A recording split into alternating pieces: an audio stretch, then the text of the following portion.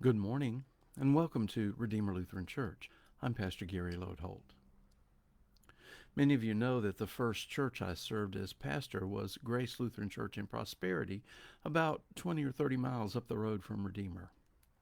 They were very patient with me as I learned how to be a pastor by doing it among them, and I'm sure they saw me stare wide-eyed at some things they were doing from time to time. One of the things they did that I held on to was an idea that the choir director had. Every year, the choir had a Christmas in July party. Here's what she did. First, she decorated the fellowship hall with Christmas decorations, even putting up and decorating a Christmas tree. The choir members all brought desserts to share, and we enjoyed being together in a festive atmosphere. When all that was done, we gathered as the choir, and she passed out the music the choir would sing for the upcoming Christmas season. It was the choir's first look at the Christmas music and to begin practicing it.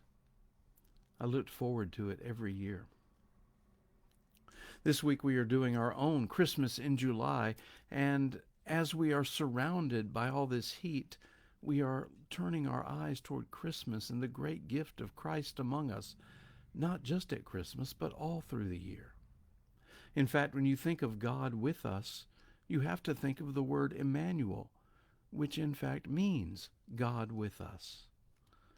So as we are thinking about Christ come at Christmas and throughout the year, today we want to look at O come, Emmanuel.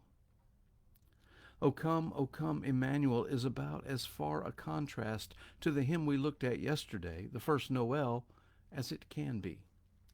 It is probably the oldest carol we sing, with the words having been written sometime before the year 800, probably by a monk in a monastery. In its original form, it was known as the Song of the Great O's. The original Latin framed the hymn in 7 verses, each representing a different biblical view of the Messiah.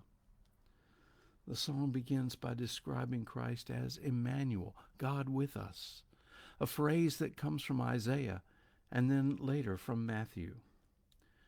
Jesus is described in many ways as the King of the nations, as the Lord of might, and more. The phrase branch of Jesse also comes from Isaiah. Jesse was David's father, and as David defeats Goliath, so Jesus is the only one who can defeat our enemy, Satan. O Dayspring hearkens to the morning star referred to in Malachi, indicating that Jesus brings light to cast out darkness, and also that he comes with justice, honesty, and truth.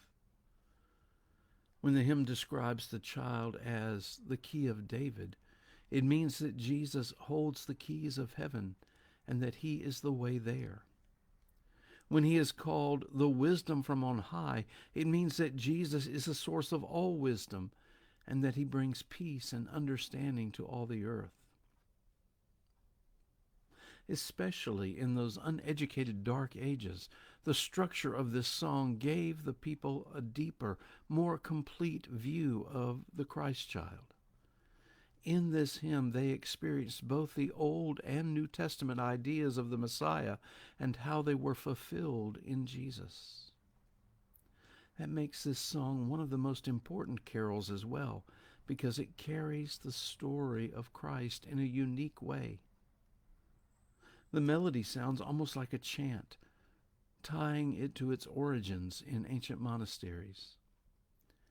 Here, too, is a longing that reaches across the ages, a longing for the world to be made right, a longing, a hunger, a desire for Jesus to come among us.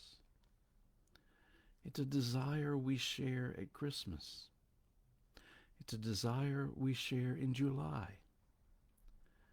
It's a desire we share even now. Thanks for watching, and remember to let this day belong to God.